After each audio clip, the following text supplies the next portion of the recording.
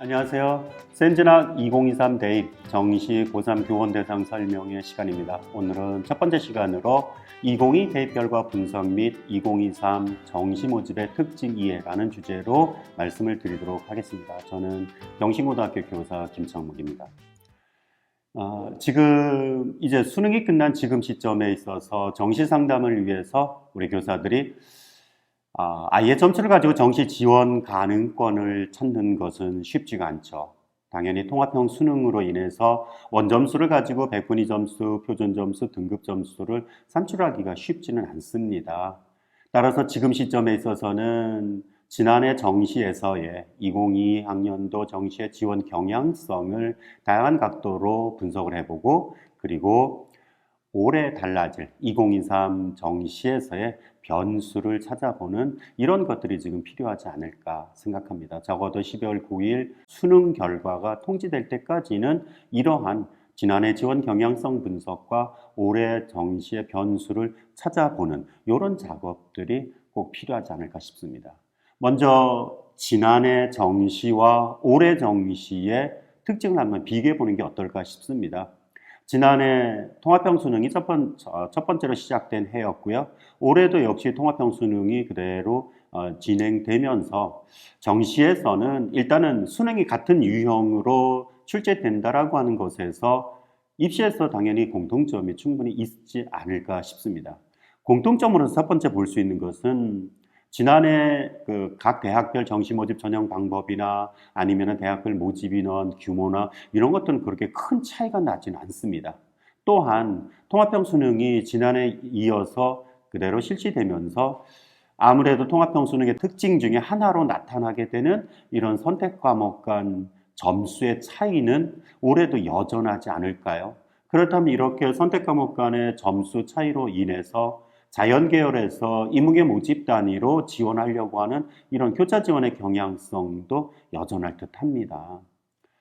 계열별 누적 인원을 잡고 지원 가능권을 찾았던 3년 전의 그 정시 상황과는 달리 통합형 수능이 실시된 이후에는 역시 지원 가능권을 찾는 것이 사실 어렵습니다. 전체적으로 지난해 정시의 환경과 올해 정시의 환경은 일단 큰 틀에서는 비슷하다고 볼 수가 있을 것 같아요. 그런데 그래도 또한 차이점은 있습니다. 가장 큰 차이점은 점수의 차이가 있겠죠. 지난해 수능과 올해 수능에서의 점수 결과가 아무래도 좀 다를 것 같아요. 아직 가채점 단계이긴 하지만은 국어 수학에서의 선택 과목 간의 이런 난이도가 달라지면서 선택 과목별 이 점수 차이가 작년하고는 좀 다를 것 같습니다. 가채점 결과로 봤을 때는 국어의 난도가 다소 내려가서 표준 점수 만점자 구간들이 1등급에서 만점 구간들의 이런 표점 크기가 조금 작아질 것 같고, 반면에 수학은 지난해 어려웠던 그런 수준을 그대로 유지하고 있어서 좀 차이가 날 것 같고요. 국어, 수학, 영어, 탐구 중에서는 수학 못지않게 지난해와 달라진 것들은 이 탐구에서 사탐과 과탐 간의 표준 점수 크기가 다소 차이가 줄어들지 않을까. 즉 지난해 같은 경우는 과탐이 다소 어렵게, 사탐이 다소 쉽게 이렇게 출제되면서 만점 구간의 표점 크기가 좀 차이가 났었거든요. 근데 올해 사탐이 생각보다 어렵게 출제돼서 사탐과 과탐 간의 표준 점수 차이가 좀 줄어들지 않을까. 이렇게 된다면은 과탐이 가졌었던 그런 점수 크기의 그런 유리함이 다소 줄어들면서 인문계 모집 단위로 교차 지원하려고 하는 미적기와 과탐친 이 집단의 성적 분포가 지난해와는 좀 다르지 않을까. 전체적으로 난도가 다소 내려간, 크게 보면은 다소 내려갔다라고 본다면은 최상위권의 총점 분포는 아무래도 지난해보다는 조밀해질 수밖에 없겠죠. 지난해 국어가 난도가 워낙 높아서 이 분포가 좀 이렇게 넓게 퍼져 있었다면은 올해는 국어 난도가 좀 내려가면서 국어, 수학, 탐구의 이런 표준 점수 총점으로 분포를 봤을 때는 아무래도 좀 더 조밀해진다라고 한다면 점수 경쟁이 더 치열해질 수 있고, 그 분포가 조밀해진다면은 그 집단에서 국어, 미적기하, 과탐 집단에서 이쪽 인문계 무집단으로 이동하려고 하는 그런 경향성들은 지난해보다 오히려 더 늘어날 수도 있지 않을까 싶습니다. 그래서 먼저 지난해 정시에서 2022 정시의 다양한 이런 지원 경향성들을 먼저 찾아보고 그런 그 변수 역할을 했던 것들이 올해는 어떻게 달라질까? 두 번째로 2023 정시의 변수를 살펴보는 크게 이렇게 두 가지로 나눠서 보도록 하겠습니다. 첫 번째, 지난해 정시의 특징은 아무래도 통합형 수능으로 인해서 결과로 나타난 그 선택한 과목 간의 점수 차이가 나고 이 과목 간의 점수 차이가 생각했던 것보다 훨씬 크게 나타나면서 결과적으로 총점의 크기가 달라지면서 집단의 즉 이런 그 사탐을 선택한 집단 그리고 과탐을 선택한 집단 이런 흔히 뭐 인문 자연으로 구별되는 이런 집단 간의 그 총점 크기가 달라지면서 당연히 지원 경향성들이 달라지게 됐습니다. 서울시교육청 센진학 자료를 활용해서 2021학년도 총점 분포와 그 다음에 2022학년도 수능에서의 총점 분포를 살펴보도록 하겠습니다. 2022학년도 수능에서는 수학 나형과 그리고 사탐을 선택한 집단의 표점 크기가 가형과 과탐을 선택한 집단의 표점보다 일정 구간에서 점수가 유리한 것들이 보였습니다. 바로 이 구간에서 340점에서 370점 구간을 보면은요, 국어 수학 탐구의 총점 크기에서 인문계 쪽 그 응시자들의 점수가 자연계 과목을 선택한 응시자들의 선택 과목 그 총점보다 유리한 게 보였죠. 반면에 2022학년도 수능에서는 통합형 수능으로 인해서 선택 과목 간의 점수 차이가 크게 나타나면서 그게 단순히 수학뿐만이 아니라 국어와 수학과 탐구 이 모든 영역에서 그 선택 집단별로 점수 차이가 크게 나타난 것들이 보여집니다. 그 2021학년도에는 일부 구간에서만 사탐 응시자들의 점수가 유리했었습니다만은 그렇지만은 2022학년도 수능에서는요, 330점 구간까지 전체적으로 미적이나 기하를 선택하고 과탐을 선택한 집단의 수험생들의 총점 크기가 나머지 집단의 총점 크기보다 훨씬 유리한 것들이 보였죠. 2021학년도에는 이쪽 중위권에서 인문계 쪽 집단 그 수험생들의 총점이 유리하기 때문에 인문계 쪽에서 오히려 그 자연계로 수학 나형을 허용하는 자연계 모집 단위로 교차 지원하는 것이 가능했었는데요. 2022학년도에는 330점, 340점 구간까지 자연계 쪽 친구들로 추정이 되어지는 미적 기하를 선택하고 과탐을 선택한 이 응시자들의 점수가 유리하기 때문에 인문계 쪽 모집 단위로 지원하는 경향성들이 크게 나타났었죠. 일단은 선택 과목 중에서도 수학의 그 영향이 가장 크지 않았을까 싶습니다. 지난해 수학에서 미적 기하 선택한 집단들은 전체 1, 2, 3, 4등급까지에서 확통 선택한 집단보다 점수가 유리했던 것으로 추정되어지고요.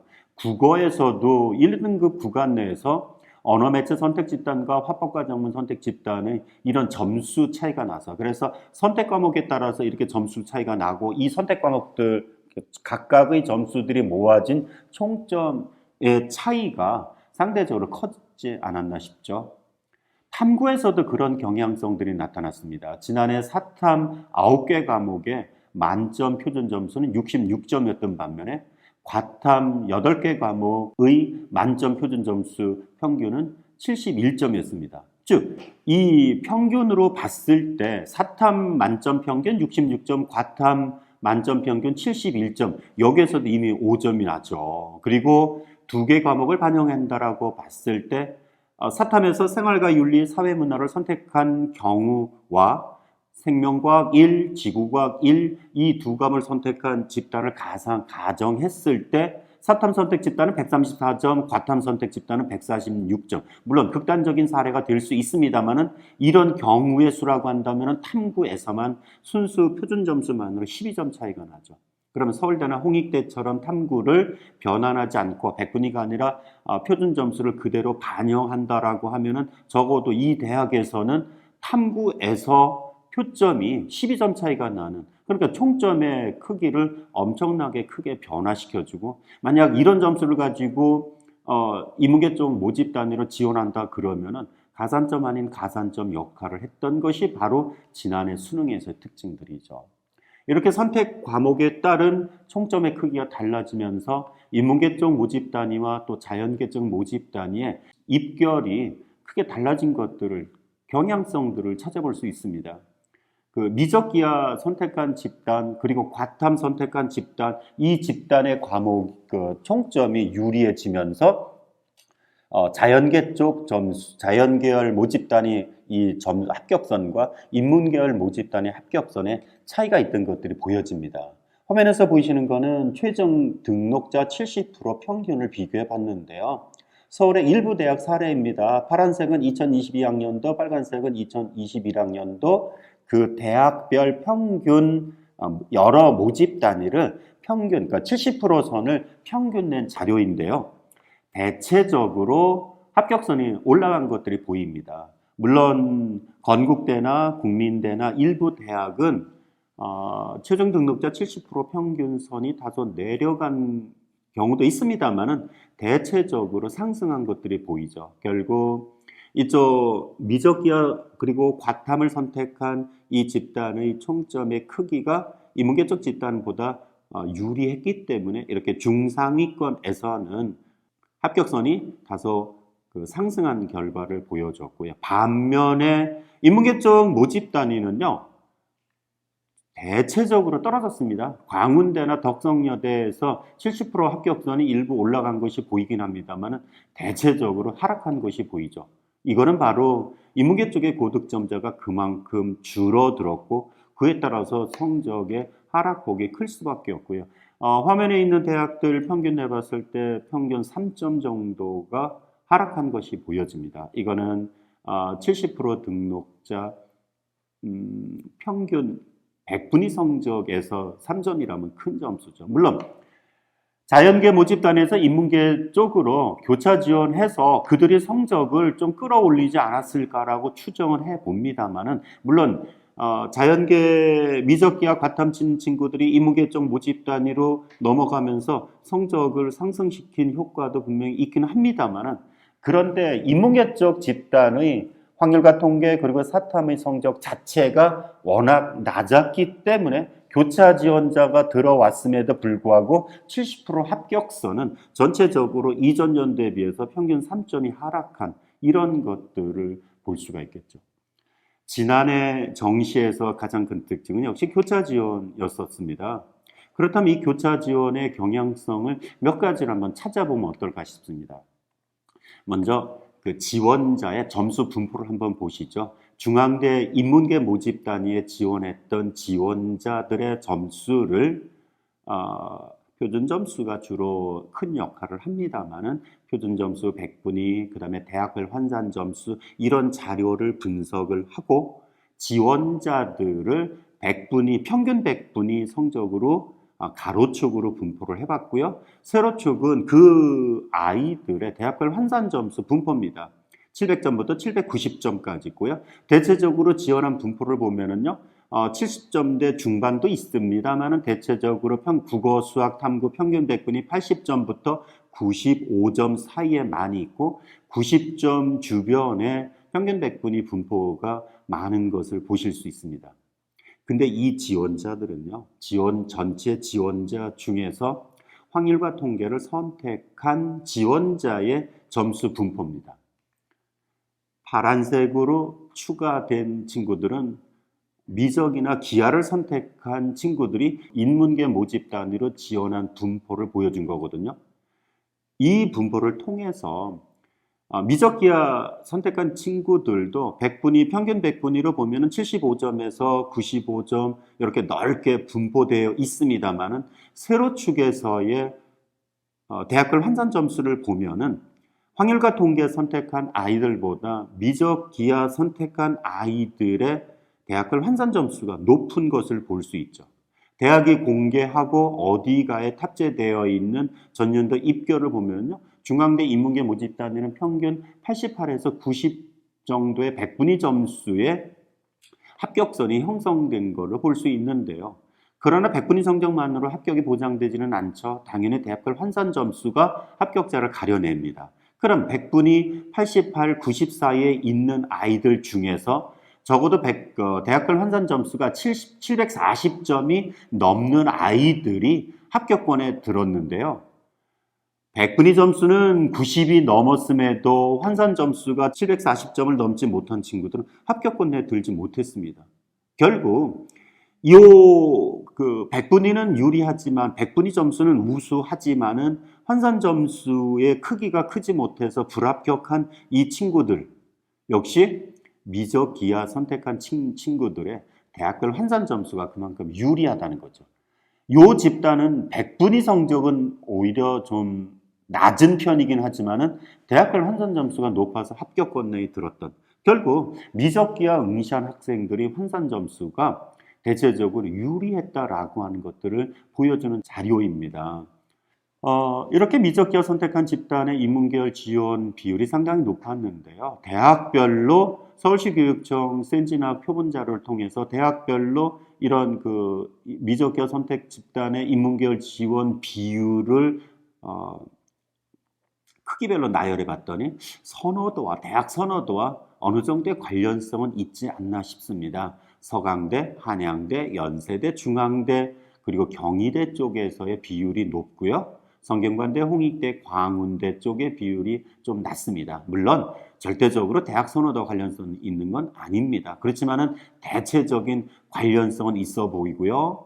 아래쪽으로 비율이 좀 낮은 대학을 봤더니 숭실대, 숙명여대 라인까지가 20% 넘게 미적기하 선택자들이 인문계를 지원을 했고요. 반면에 여대 라인과 국민대는 인문계 쪽 지원, 미적기하 선택자들의 인문계 쪽의 지원 비율이 상당히 떨어졌습니다. 이거는 여러 가지 분석을 해볼 수가 있는데 지난해 선택 과목에 따른 유분리에 있어서 미적기하 선택한 아이들의 점수가 유리했던 거는 표준 점수에서 그 크기가 더 컸고요. 백분위로 봤을 때는 이런 선택에 따른 유리함이 그렇게 크지 않았습니다. 반면에 그래서 국민대, 덕성여대 같은 이런 백분위 반영 대학에서는 미적기하 선택했다라고 해서 점수 크기가 확률과 통계 선택한 아이들보다 그렇게 두드러지게 유리하지 않았고, 결과적으로 대학별 환산 점수 산출에서 미적기하를 선택했다라고 해서 확률과 통계 선택한 아이들보다 무작정 점수가 높았던 건 아니라고 하는 것. 이쪽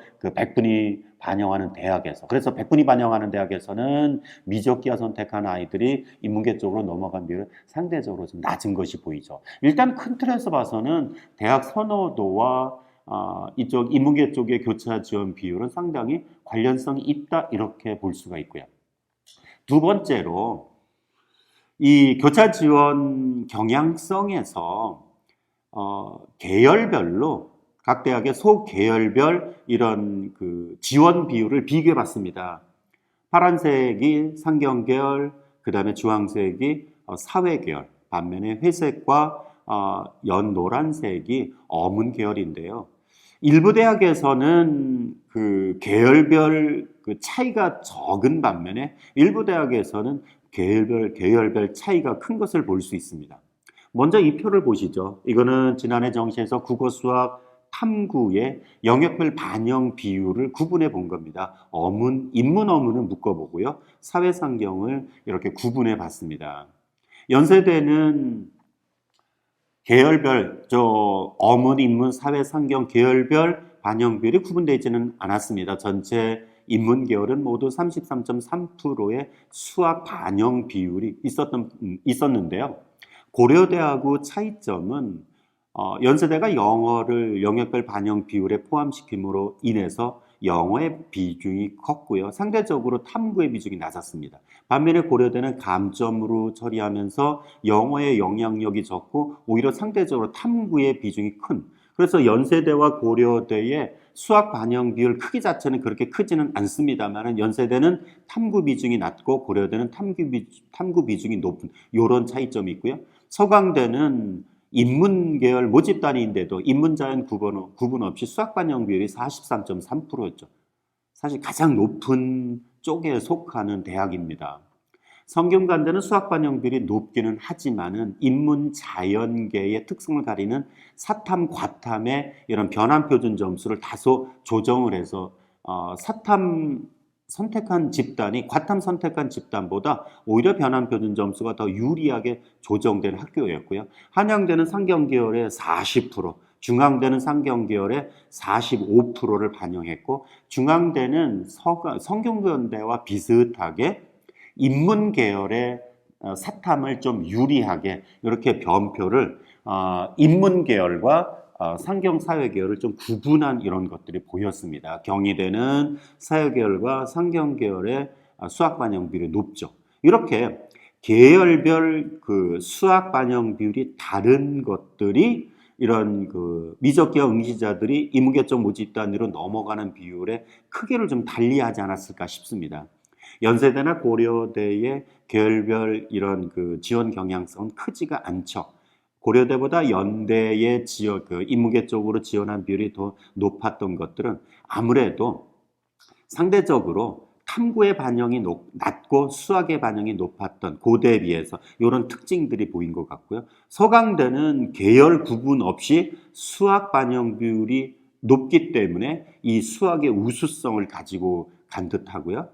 시립대는 30%라고 한다면 그렇게 수학 반영비율이 높은 건 아닙니다. 그런데 영어가 20%, 탐구가 10% 반영됐어요. 탐구 10%는 인문계 쪽에서 가장 적게 반영하는 정도입니다. 영어가 20% 반영이긴 하지만은요, 실제 반영 점수 차이에 있어서 변별력이 거의 없었습니다. 1등급과 2등급 차이가 거의 2점 정도밖에 차이가 나지 않았나 기억합니다. 그러면은 영어와 탐구의 그 영향력이 적음으로 인해서 수학이 겉으로 봐서는 30%밖에 되지는 않습니다만 실제 수학의 영향력이 엄청나게 컸던 거죠. 결국 국어 수학으로 합격자를 가리는 꼴이 돼버렸죠. 따라서 서강대와 시립대는 전체적으로 비율이 높았고요. 반면에 한양대, 중앙대, 경희대는 이쪽 상경계 쪽에서의 이런 반영비율, 수학 반영비율의 높음으로 인해서 이쪽으로 그 미적계열 응시한 학생들이 지원한 비율이 상당히 높았던 것들을 볼 수 있습니다.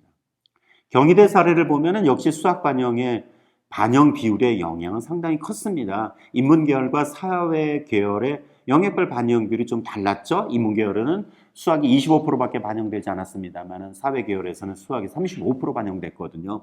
이런 수학 반영 비율로 인해서 차이로 인해서 최종 등록자의 70% 컷을 비교해 보면 인문계 쪽은 합격자의 수학 70% 선이 79점, 사회계열은 92점, 무려 13점 가까이 차이가 났습니다. 즉 똑같이 전체적으로 국어 수학 탐구의 합격자 70% 평균 100분위는 86점, 88점, 불과 2점밖에 차이가 나지 않았습니다만은 국어와 수학에서의 이런 그 점수 차이가 크죠. 결국 교차 지원하는 미적계열 선택한 학생들이 인문계 쪽 모집단으로 지원한 경우에 있어서는 수학 반영 비율에 대한 이 계열별, 대학별, 계열별 이런 반영 비율을 고려하는 것이 필요하지 않을까요? 교차 지원으로 인해서 이 합격선이 뭔가 흐트러지지 않았을까라고 하는 것을 한번 추정해 봤습니다. 일부 대학이긴 하지만은 경희대는 대학 입학처에서 미적계열 응시한 비율을 정확하게 공개를 했습니다. 그래서 저희 표본 자료 말고 대학이 공개한 이 자료를 통해서 경희대 사례에서 미적계열 응시 비율을 가지고 미적계열 응시 비율이 높은 모집 단위가 과연 입결도 예상보다 상승했느냐 이걸 한번 추정해 봤습니다. 그래서 요 가운데 여기가 저희 센즈나 프로그램에 있는 지원 참고점의 합격 환산점 순위, 즉 환산점이 높은 순위부터 낮은 순위로 이렇게 나열하고요. 연한 녹색으로 높았던 5개 모집 단위, 그리고 연한 주황색으로 하위 5개를 이렇게 표시했습니다.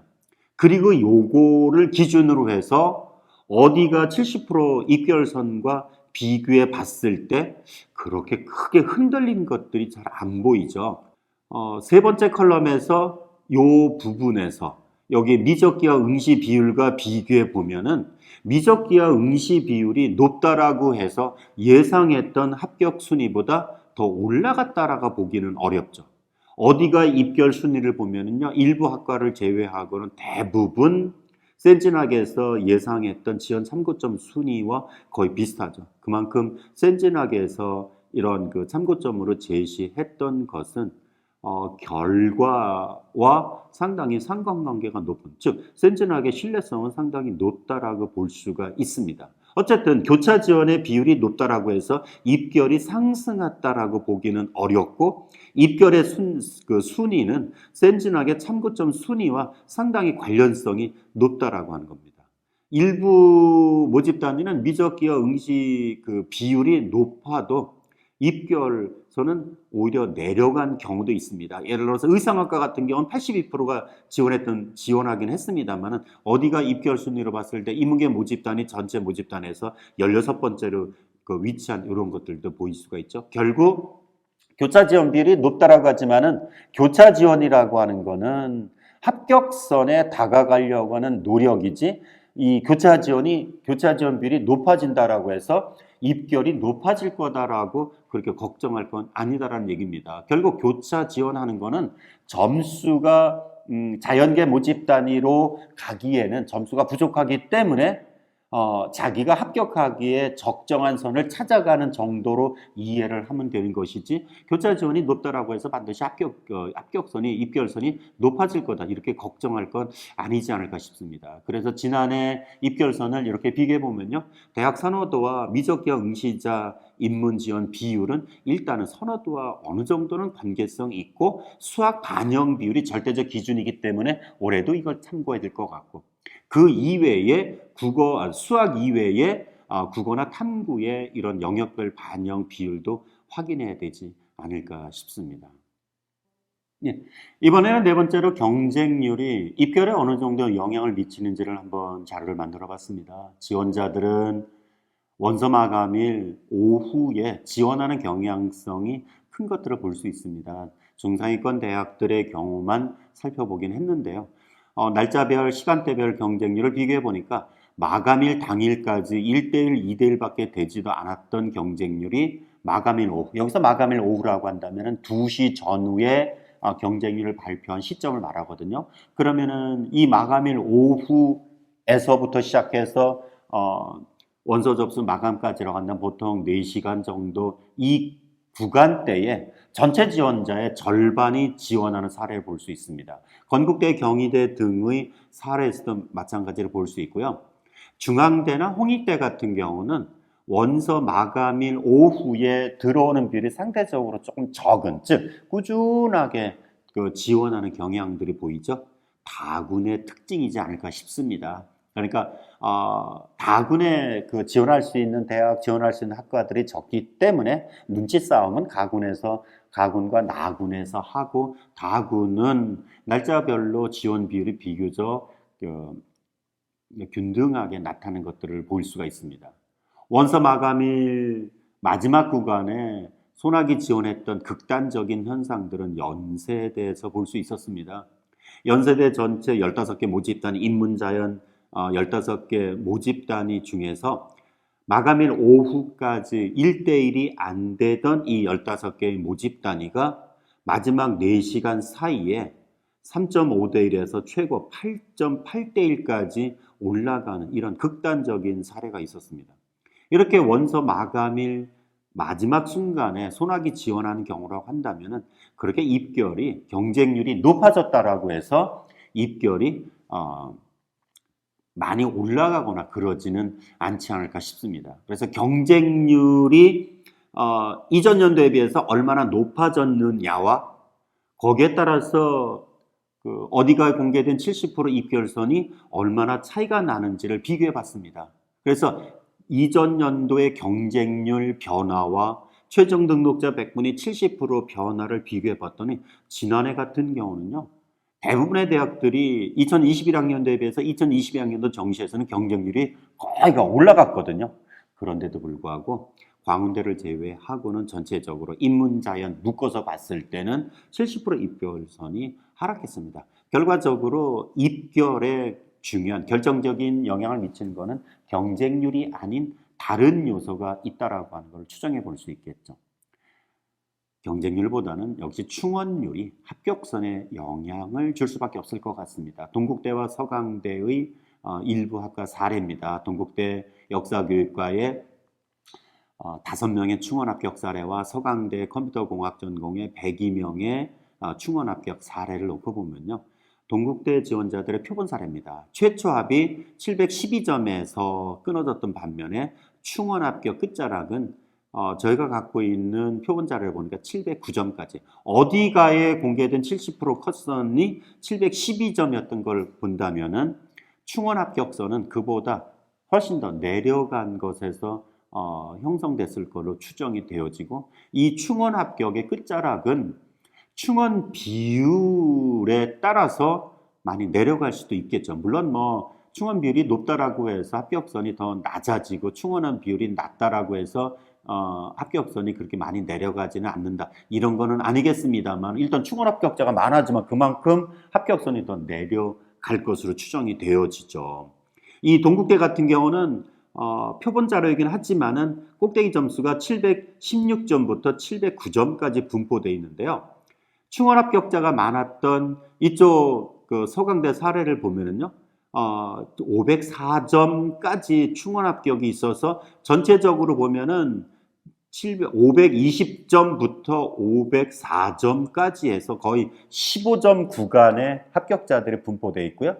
충원 합격자들이 적은 동국대 역사교육 같은 경우는 716점부터 709점까지 표본 자료이긴 하지만은 여기서 추론해 볼 수 있는 거 이런 충원 비율에 따라서 합격선이 늘어지는 내려가는 정도는 좀 달라질 수 있다 이런 것들을 볼 수가 있습니다. 그래서 이런 충원 정도는 대학이 발표하고 그 대입정보포털 어디가에 공개되어 있는 이런 자료를 보시면은 도움이 되지 않을까 싶습니다. 교육청을 통해서 선생님들께 배포된 자료가 이렇게 지난 2년간의 어디가 공개 자료를 엑셀로 만든 자료가 있습니다. 그래서 그 두 개 2년치를 나란히 비교해 보면서 충원률을 놓고 보시고 전통적으로까지는 말씀드릴 수는 없습니다만은 계속해서 충원율이 높은 학과, 충원율이 낮은 학과, 요거는 선호도와 가군, 나군, 다군, 선호도가 비슷한, 어깨 높이가 비슷한 대학 간의 이런 이동 현상 때문에 충원율은 달라질 수가 있겠죠. 그렇다면은 이런 그 배치 현상에 대해서 정확하게 기억을 못 하신다면은 이런 충원율을 가지고 뭔가 보신다면은 조금 도움이 되지 않을까 싶습니다. 변환 표준 점수도 또 하나의 변수가 될 수 있습니다. 이 변환 표준 점수는 동일한 100분위에 동일한 표준 점수를 부여하는 방식이죠. 작년 사례를 보면은 100분위 99점에 인문계를 예를 들면 생활관리, 윤리와 사상 등등의 동일한 표준 점수를 부여하는 방식입니다.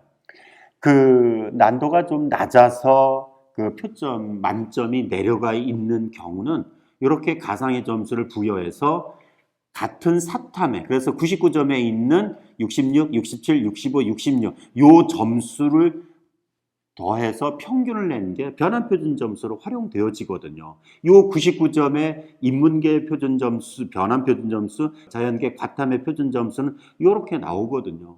즉 여러 사탐 9개, 과탐 8개 과목의 동일한 표점 구간의 표준 점수, 동일한 100분위에 해당되는 표준 점수를 평균 낸 게 변환 표준 점수인데 대학에 따라서는 이 점수를 조정을 합니다. 지난해 서강대와 성균관대 변표를 비교해 보면요.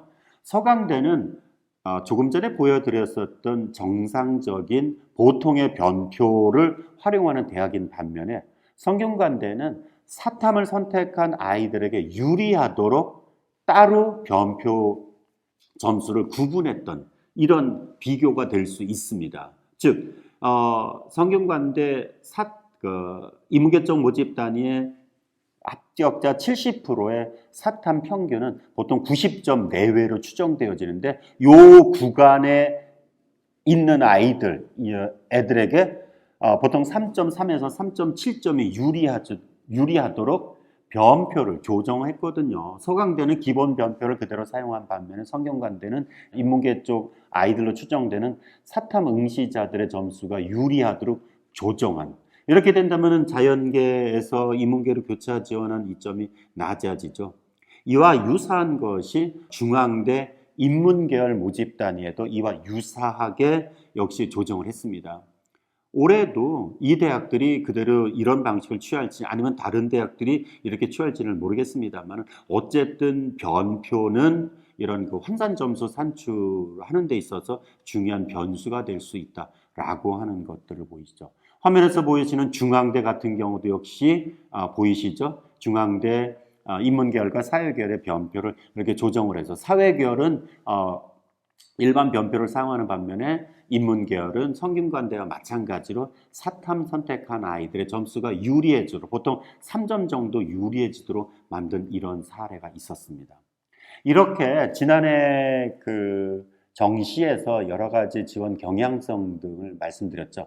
사실은 아직까지는 그 12월 9일날 점수가 나오기 전까지는 이런 지난해 있었던 지원 경향성들에 대해서 좀 더 살펴보는 것들이 필요하지 않을까 싶어서 길게 말씀드렸고요. 2023에서는 어떤 특징들이 있을까요? 지난해와 비슷하지만은 국어가 조금 쉽고 수학은 여전히 어렵다라고 하는 것, 선택 과목의 차이가 나타날 것 같고요. 변수는 분명히 전형 방법이나 인원 변수가 될 수도 있습니다. 교차 지원의 이런 경향성들은 여전히 나타날 텐데 아예 그냥 인문자연 통합 지원으로 이해해야 될지 아니면은 교차 지원으로 이해해야 될지 이것들도 좀 고민이 될 부분들도 있습니다. 일단은 12월 9일 날 교육과정 평가원이 발표하는 이런 분석 자료가 나와야 되겠죠. 그 자료를 바탕으로 센진학에서는 상담 자료를 만들었고요. 센진학은 계속해서 세게 진화한다라고 이해를 하셔야 될 것 같습니다. 올해는 지난해보다 진화해서 인문자연 통합 환산점을 산출함으로써 지원에 상당한 도움을 준다라고 들었습니다. 달라진 것들 중에서 그러면은 올해는 어떤 것들이 있을까요? 그 달라지는 것들 속에서 먼저 볼 수 있는 것들은 점수의 크기에 있어서 수능 점수의 변수 그리고 이런 모집 인원 변수 그리고 2월 인원의 변수 이런 것들이 지원 경향성들과 어떻게 엮일지를 고민해야 되는데요. 일단은 올해 가채점 결과에서 볼 수 있는 거는 아까 조금 말씀드렸습니다만은 국어의 그 난도가 다소 하락하고 수학은 여전함으로써 역시 수학이 올해는 국어보다 훨씬 더 영향력을 크게 줄 수 있는 지난해 그 국어는 1등급 컷 점수에서 만점까지 구간이 무려 16개에서 18개 구간이 있었습니다만 가채점 결과에서는 5개 내지 11개 구간으로 줄어들므로써 즉 표점 꼭대기가 내려옴으로써 국어에서의 구간이 조금 조밀해질 수 있는 반면에 수학은 지난해와 비슷하거나 오히려 좀 더 벌어지는 정도가 나타날 수 있을 것 같고요. 지난해 수학과 국어의 표점 만점 크기를 비교해 보면은 만점 구간에서 국어가 수학보다 2점, 3점 더 높았기 때문에 국어의 영향력이 더 컸던 반면에 올해는 수학의 만점 표점이 국어의 만점 표점보다 적어도 7점에서 10점이 더 높을 것으로 추정이 되어집니다. 따라서 올해는 수학의 영향력이 커지고 또 총점 분포가 다소 국어 영향 때문에 조밀해지기 때문에 인문 쪽으로의 이런 교차 지원 경향성도 여전하게 나타나지 않을까 싶고요. 영어는 뭐 뚜껑을 열어봐야 될 것 같아요. 어렵다 쉽다가 비교적 많이 의견이 갈리는 이런 영역이긴 한데요. 아마 또 지난해보다는 다소 쉽지는 않을까 싶습니다. 탐구에서는 크게 나타난 것이 사탐의 불리함이 많이 줄어들었습니다. 지난해 수능에서는 사탐, 과탐의 이런 차이가 평균 만점 구간에서 5점이 차이가 났습니다만 올해는 사탐 9개 과목의 만점 표점 평균 72점, 과탐 72점. 큰 차이가 없다는 거죠. 결국 지난해는 수학도 미적기하가 확통보다 유리했습니다만은, 그리고 과탐도 유리했습니다만은, 올해는 뭐 수학은 그대로 미적기하가 유리할 수 있지만은 과탐에서는 그렇게 일방적으로 유리하지는 않을 거다. 선택 과목에 따라 좀 차이가 있지는 않을까 싶습니다. 교차 지원에서 다소 변수가 될 수 있지 않을까 싶고요. 모집 인원에서 변수는 그렇게 크진 않습니다. 서울대, 중대, 중앙대, 경희대, 숙명여대 등에서 인원이 좀 늘어난 것들이 보이고요. 영역별 반영 비율에서는 인문계 쪽에서는 아무래도 수학 반영 비중을 상당히 봐야 됩니다. 가운데 그림은 영역별 반영 비율을 나타낸 거고요. 오른쪽 주황색, 연한 주황색 쪽은 국어를 1로 봤을 때 수학의 상대적인 비중을 보여준 겁니다. 서강대, 한양대, 상경계열, 중앙대, 경영경제, 서울대 이쪽에서는 수학의 반영이 국어보다 20% 내지 40% 정도 비중이 좀 큰 편이고요. 반면에 오른쪽 맨 끝에 탐구 비중을 보십시오. 서강대와 시립대 인문2 상대적으로 탐구 반영 비율이 빈약할 정도입니다. 연세대 시립대 인문3 그리고 중앙대 인문도 탐구 반영 비율이 좀 낮은 거죠. 그래서 영역별 반영 비율을 이렇게 국어를 기준으로 국어, 수학, 영어 탐구의 비중을 비교해보는 이런 자료를 통해서 그 영역별 유분리를 확인해 보시기 바랍니다. 수학에서는 아무래도 탐구의 그 영역별 반영 비율이 중요하지 않을까 싶습니다. 이 자료도 인문계와 마찬가지 방식으로 비교해 보시기 바랍니다. 영역별 반영 비율의 변화에서는요, 국민대, 서울시립대, 서울여대, 성균관대 이 4개 대학은 꼭 확인해 주시기 바랍니다. 영역별 반영 비율이 작년과 달라진 것들이 눈에 띄고요. 특히 국민대는 활용 지표가 지난해 100분위 반영에서 표준 점수 반영으로 바뀌어서 전년도 입결을 활용한 데는 좀 더 신중해야 될 것 같습니다. 표준 점수 내지는 표준 점수 변표 내지는 100분위 반영 이런 반영 지표의 차이는요. 어깨높이가 비슷한 대학들에서 그렇게 크게 나타납니다. 특히 중위권 대학에서 국민대, 서울과기대, 광운대, 숭실대, 세종대, 경기대, 명지대 이쪽 라인들, 그리고 여대 라인에서는 숙명여대와 이런 성진여대, 서울여대 이쪽 라인들. 그래서 100분위 반영과 표준 점수의 유분리는 실제 12월 9일 날 수능 결과가 통지되고 나면은 분석을 통해서 보여줄 수 있을 텐데요. 분명히 반영 지표에 따라서 유분리 나타날 수 있는 거 꼭 확인해 보셔야 되겠죠. 영어는 그 절대평가가 되면서 그 비중이 상대적으로 그렇게 크지는 않았습니다만은요. 근데 대학마다 이 1, 2등급 그리고 2, 3등급 급 간의 차이가 대학마다 이 크기가 조금씩 다르고 따라서 영어가 일부 변수가 될 수도 있습니다. 그래서 대학별로 등급 간의 차이 점수를 비교해서 유분리를 좀 따져보는 게 필요할 거고요. 고려대 같은 경우는 사실 감점이기 때문에 그렇게 뭐 그 영어의 영향력이 크지 않다라고 하는데 서서문학과 지원자 사례를 보면은 반드시 꼭 그런 거는 아닙니다. 어차피 정시에서는 소수점 세자짜리에서도 합격 불합격이 갈리는데 영어의 그 영향력이 감점이라고 해서 없다라고 보는 건 잘못된 것 같아요. 지난해 두 학생의 사례를요, 국어와 수학의 똑같은 표준 점수, 동일한 표준 점수에서 유분리가 갈린 걸 볼 수 있습니다. 이 친구 같은 경우는 똑같은 표점으로서 선택 과목이라고 하더라도 동일한 표점이라고 한다면 상관이 없겠죠. 그러니까 국어와 수학에서는 차이가 없었습니다만은요, 탐구에서 그리고 영어에서 차이가 있었습니다. 위의 학생은 탐구에서 아래 학생보다 조금 불리했습니다. 탐구 100분위에서 10.5 정도 차이가 났었습니다만 그런데 변환 표준 점수를 적용했을 때 이게 2.5점의 불리함으로 크기가 줄어들었는데요.